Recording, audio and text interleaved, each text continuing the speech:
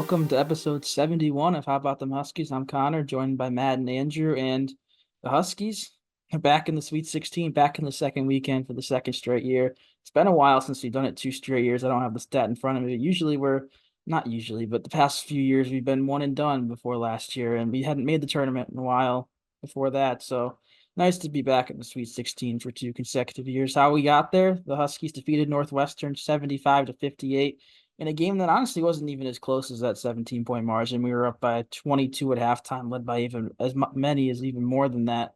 It was just a dominant first half, 40-18 in the first half. Kind of let our foot off the gas a little bit in the second half for the second straight game. But if you go up by 20 something points, 30 points in the Stetson game in the first half, you can almost afford to take your foot off the gas. Now, I'm not recommending it, but getting outscored in the second half wasn't really ideal. There was also some other things that aren't really ideal to happen in this game. We'll get to that. But what was your guys' thoughts watching that game? I know we all really thought the Huskies would pull it off, but seeing how they pretty much dominated them from the beginning and held their way the rest of the way, how'd you guys feel? Yeah, the game was pretty straightforward. I figured, we would win. I didn't think we would win as comfortably as we did. Obviously, came out, blew the doors off of them. Wasn't entirely expecting that. I'm just pulling up the box score right now. One quick second, just so I can have all the numbers in front of me, how everybody did. Um, yeah, Newton again shined, Klingon shined once again, 8 blocks. He was only two away from that triple double, which would have been his first. So I did mention the preview for this game that FAU Golden had a pretty easy time in there, and I figured Klingon would show out, and he did just that. So shout out to him and Klingon. Yeah, the point that I made last episode about their big guy being out was huge. I mean, Klingon was one of three players ever to get 14 points, 14 boards, and 8 blocks, joining some pretty decent company. Just a couple of NBA Hall of Famers and David Robertson and Hakeem Olajuwon. But yeah, I agree with Matt. That game was a very comfortable win, and it was unexpected. Honestly, we just flew out of the gates yet again, and did a really good job containing Boo Buie. But I just want to give him a shout out, actually. I mean, he brought Northwestern back basically from the dead. He's a great player. He's going to be a great pro player for somebody, but just did a really good job containing everybody. And just we were pretty damn good everywhere except for when we let off the gas. But then again, with that margin, it's definitely not something that I would say, like, yeah, just go let off the gas. But it's not the biggest deal if you go a couple empty possessions in a row. But all in all, we played very well, and I'm very happy to see us back in the Sweet 16. Yeah, Boo Buie, the best player probably in Northwestern history, honestly. Castle locked him up. He started what, like 0 for 9 from the field. Just a dominant defensive performance from our guy. I was a little worried about that matchup. Obviously, we all know Castle is the great perimeter defender on the team, him and Hassan Diarra, but he's a freshman going against a guy who's in his fifth year that's broken all these records at his school, and he held him to probably I'd say the worst night of his career. 2 for 15, didn't make a three. Just great defensive effort from Castle. And you mentioned Klingon. I feel like he's really turned it on over these past three games, going back to that Marquette game. This is the best stretch of his UConn career. I mean, in that Big East title game, he had 22 and 16, which is something we never see those type of rebounding numbers out of him. We hadn't until that point, and now 14 and 8, like Matt said, almost getting that triple double. He tied his career high in blocks with 5 in the first half alone. It was just complete dominance down low. I mean, like Andrew mentioned, Matthew Nicholson, their center, wasn't playing, but on offense, Tristan Newton led the way, 20 points, 10 assists, just proving why he's a first team All-American point guard. Cam Spencer, 11 points, Caravan, 9 points, Castle had 7. Johnson chipped in 6 off the bench. Diarra had 5. And how about our guy, Andre Johnson, knocking down a 3 near the end? An important 3, because if he didn't hit that, we would have shot like under 10% from 3 for the game, which is going to be my next point here. So cool to see him get those first points. It's his second year in the program. So he doesn't have the spotlight. It's Andrew Hurley who has the walk-on spotlight, but good to see you, Mr. Johnson Jr., get those points. And it brings me into the topic of three-point shooting. It was not good We had a lot of good looks. We went 3 for 22, including Johnson's hit. Who else hit one? Spencer hit one and Caravan hit one. Newton was 0 for 6, Castle 0 for 2, Diarra 0 for 4. That's I get you have the dominant inside presence this game with Klingon, and you have a lot of transition opportunities with Newton. He had some crazy layups that one. I don't know how it went in. He basically shot it off the other side of the backboard, but you got to be able to hit your threes if you're going to advance in March. We got lucky that we got out to this big lead, but 3 for 22 is not going to cut it against SDSU. Other than the four that we jacked up for no reason at all, they were all good looks. They just weren't falling, which is why I've been thinking about it. And I'm not really generally mad about it because they were just good looks. Not everything's going to fall. We know that. But it was just starting to become an issue, and we were just jacking them up for no reason just to see one go in, and they still weren't going in because we were just trading empty possessions for Northwestern buckets, and that's how you lose a game. So it's one of the nights we haven't had in a long time because we have a lot of very good 3-point shooters on this team. But I'm not too worried about it. It's definitely going to be a topic of discussion and practice for these guys. But overall, I'm not mad per se that we shot 3 for 22, but it was kind of annoying to watch because there was definitely a time where you just knew it wasn't going to go in because that's how the night was going. But not really mad about it. Just definitely something to work on. Yeah, you could afford it when you shoot 82% from two, which is what we did, 26 for 32. That's crazy numbers right there. But yeah, I'm not too worried either. We know Cam, he's a good shooter. Caravan, he's a little streaky, but we know he can knock him down. Newton, he's also on the streakier side. He's not as consistent as Cam and Alex, but I'm confident he'll find his stroke. Diarra, we maybe don't need him taking 4 threes. Some of his were some of those late shot clock, just throwing it up, heaves that didn't fall. But all in all, looking past the 3-point shooting, this was a really, really impressive game against a solid team. This Northwestern team finished third in the Big Ten standings, which, I mean, obviously, the Big Ten isn't as strong as it's been in years past. They have Purdue and Illinois, who we might see in the Elite Eight, but after that, it kind of falls off a bit. But still, you don't dominate a team like that every day, a team that's top three in a Power Five conference. But this is what the Huskies did. Keep on rolling. See if there's anything else to even really talk about in this game. Kind of old news. I got nothing unless you guys do. Just keep it rolling here. Keep it rolling. Get on the bus from Brooklyn. Make a quick stop in stores. I'm sure they don't go straight up to Boston, but on a bus to Boston. Huskies in the East Regional, where they're taking on, as I mentioned, the San Diego State Aztecs, a very familiar foe, a team that we played in the national championship last year, a game we won by 17 points. Both teams look very different, so maybe you can expect a similar result, but maybe not. We'll see. But going into it, San Diego State, how they got here, we all know how UConn got here. I'm not going to go into that. They had another fairly easy path like they did last year to get to the Sweet 16. They beat a 12 seed UAB, and they beat 13 seed Yale. I was hoping Yale would pull it off and get the all Connecticut Sweet 16 matchup, but the Aztecs, they struggled against UAB. They only won by 4, but dominated Yale in every facet of the game. Before we get into really breaking down the roster and this whole preview, what's your initial reaction to seeing that? Obviously, we all immediately say national title rematch between two really solid programs, but I mean, I don't know how to feel about this one. How do you guys feel?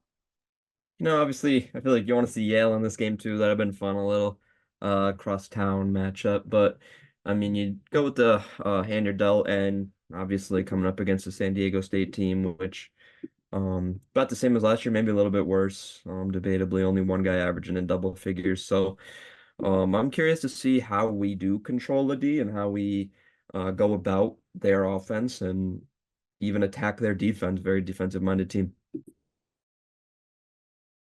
I think the Yale matchup would have been cool, but at the same time, didn't really necessarily want to see that because of how much the undisclosed amount I paid for my ticket to that game. You don't want to pay that much to see Yale, but it's a national championship rematch. But like Connor said, the teams are completely different. We have a completely different starting five except for two players, and their lineup is also pretty different. But I think we'll still beat them. They're still very defensive minded team. Definitely struggle on offense. They struggled against UAB and then just flat out ran over Yale. So it should be interesting, but I don't know. I can't do much of like an analysis because it's just such a completely different team from when we played them in the national championship. But so just the rematch in general is cool. You mentioned Ledee. He's the only double-digit scorer, but they got guys that are really right on the brink of it. Reese Waters is a transfer from USC. He's averaging almost 10. Lamont Butler, we remember him from the tournament last year. He hit that buzzer beater against FAU to send the Aztecs to the title game. He's averaging 9.4. Micah Parrish, he was on the bench last year for them. Now he's starting and averaging 9.3. Darion Trammell is a starter for them last year, still starting. He's averaging 8. So they have a lot of very talented players. All those guys I just mentioned are guards, so they can really beat you in a lot of ways, which is not really something we've seen so far this tournament. I mean, with Northwestern, you know it's going to be Boo Boo, you know it's going to be Langborg, but besides that, not much more. Maybe Brooks Barnheiser, but San Diego State can beat you in what 5, maybe even 6 ways. Obviously, Ledee's the main guy, but I don't know what matchup do you guys are you looking at the most? Not players to watch yet, but like individual matchups, like player for player. I think I can go first here. I'm really interested to see who Castle guards because there's so many talented guys in the backcourt. Tramel's a little undersized, I believe, so I'm gonna guess maybe Lamont Butler, but if not, I honestly don't know. We're I don't know. It's gonna be interesting to see what Hurley does. Diarra is gonna play a lot guarding those guys. It's just I trust Dan Hurley. I'm excited to see Jalen Stewart come in because I assume that they might have him on the D a little bit, just a very athletic wing, just to kind of attempt to shut him down. Obviously, the freshman, not too experienced, but whoever is on the D coming off the bench is who I would kind of think. I assume it's going to be Stewart, so I'm just going to roll with that. Excited to see who guards Klingon in the starting lineup for them because honestly, I don't think it's going to be Ledee. It doesn't make sense. But either way, either Caravan or Klingon's going to have a really easy assignment no matter who Ledee guards. So I'm excited. That's the one I'm excited for to see who is like who's like the odd man out with who Ledee guards. It's either going to be Caravan or Klingon, but I'm excited to see that. Yeah, the other front court guy for the Aztecs as of late in the starting lineup has been Jay Powell, he wasn't there last year. He transferred in, let's see, from Campbell after playing at Jacksonville State. So he's been around the country a little bit. But he's 6'9" and 185. He's a skinny defender. And you have Ledee who's 6'9", 240. So based off that, I feel like Ledee has to be on. I don't think they're gonna put a guy wearing 185 that's 5 inches shorter on Klingon. I think Ledee will be on him, but I don't know. It'll be interesting to see what direction they go with that. I'm also curious to see how their defense affects us. Obviously, we've struggled a little bit against some of these better defensive teams. I mean, Creighton in that one game clamped us up in Omaha, and they also hit every single three and then some, which that's another thing I'm worried about. San Diego State with all these guards, if they get hot from three, it could be a problem. But back to the defense, I mean, I feel like we prefer to play games more higher scoring, even though we can win games in the low 60s like we have, but I feel like with our offense, we'd much rather prefer to play 75, 80 something points. But last game, Trammell hit 4 threes. Bird off the bench hit 3 threes for them. Elijah Saunders hit 2 threes off the bench for them. Butler hit two. Ledee went 2 for 2. So they were making their threes versus Yale, and they really tallied up. So I don't know if they hit their threes, it might be a little interesting. But I feel like all in all, we should be able to pull this one out. I mean, not too worried, but at the same time, I'm not overlooking a team that was good enough to make the national championship last year. I think now we can move to those players to watch for the Huskies. Do you guys want to kick us off? I'll jump into it. I already kind of said it a little bit. Jalen Stewart, kind of been a big piece off the bench for us throughout the entirety of March, Big East into the NCAA tournament. So I feel like in a game like this, which is going to be defensive oriented, it seems, I feel like that kind of spark plug is going to be very needed, especially, assuming he guards Ledee off the bench. I'm gonna go honestly with Spencer. because I think he's going to have a big bounce back night from three, only making one because that's the theme here. He had a bad game against Kansas, then immediately bounced back. So obviously he didn't necessarily play bad; he just missed a lot. But I think he's gonna have at least three or four threes in this San Diego State game. And I'm kind of deciding who I want to go with here. I'll go with Samson Johnson. I mean, we all know Klingon's the main attraction as of late. He's been playing the best basketball of his UConn career. He had some better stat lines in high school against guys up to his waist, but he hasn't done this against college competition yet until this month. But I mean, he hasn't really been in foul trouble, which we're lucky that's the case. But I feel like Ladie's a physical guy down low. There's a chance maybe he could get a couple of bumps, and all of a sudden you're looking at no Klingon for the last 12 minutes of the first half or something like that. So I feel like Sampson stepping up and really being that guy is important in this game as more as ever because it's win or go home. So we need him to produce, which I know he does. I know he will. He always does.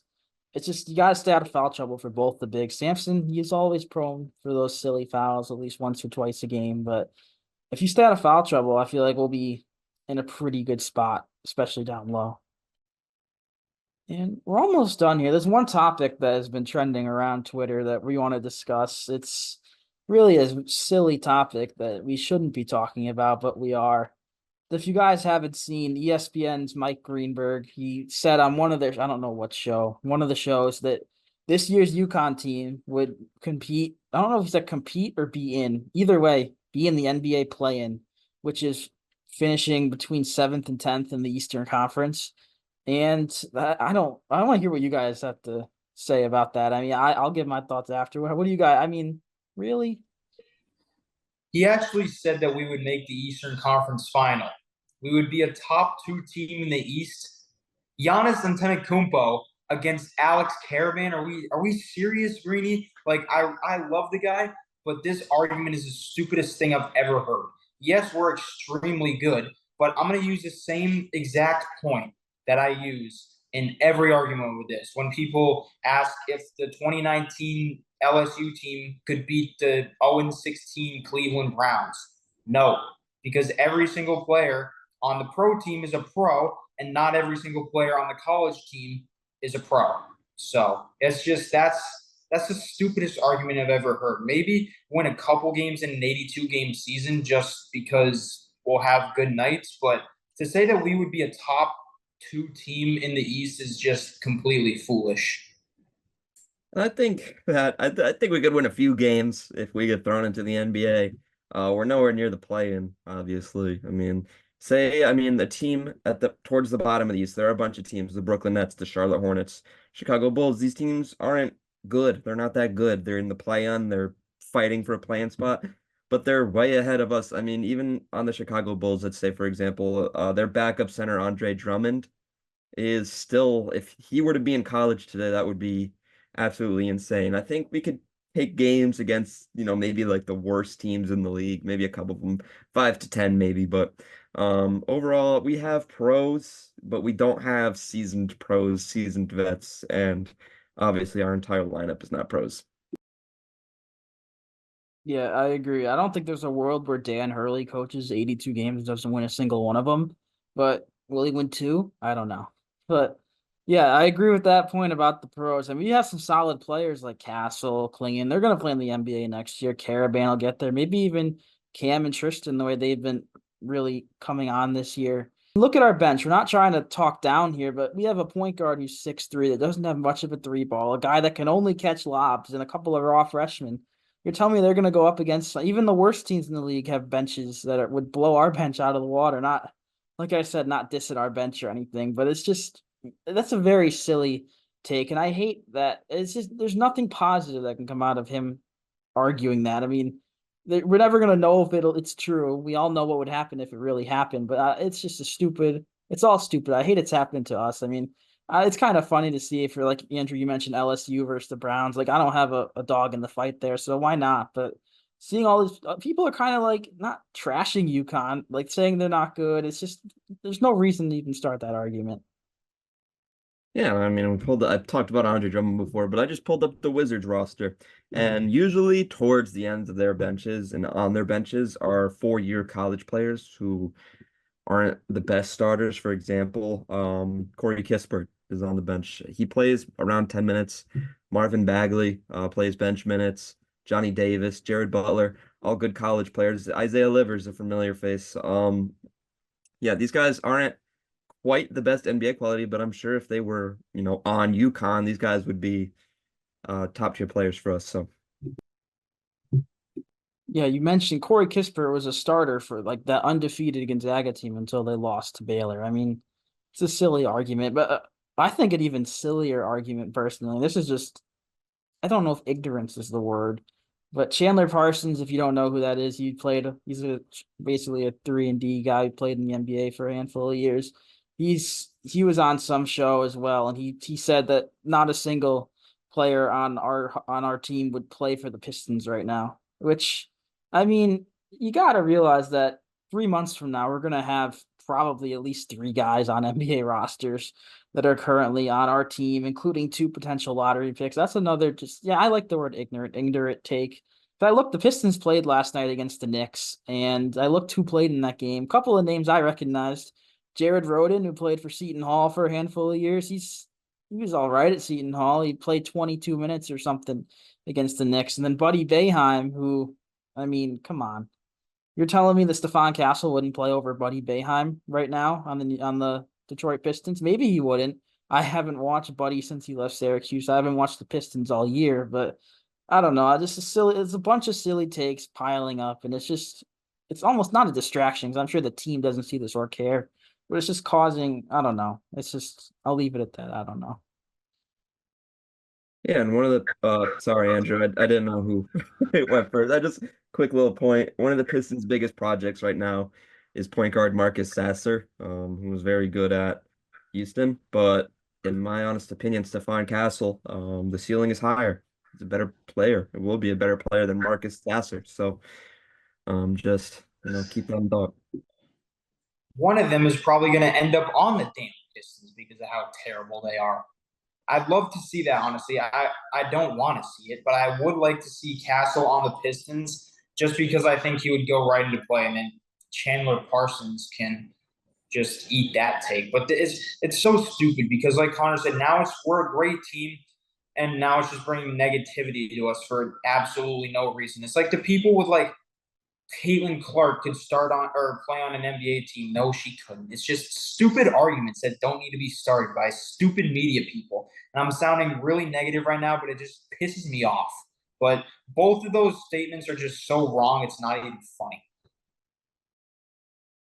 Yeah, I wouldn't mind if they got drafted to the Pistons as long as it's not the Hornets, but that's a topic for another day. I think we've beaten this topic to death. I'm sure by the time you see this, there's going to be another guy responding to Parsons with a stupider quote.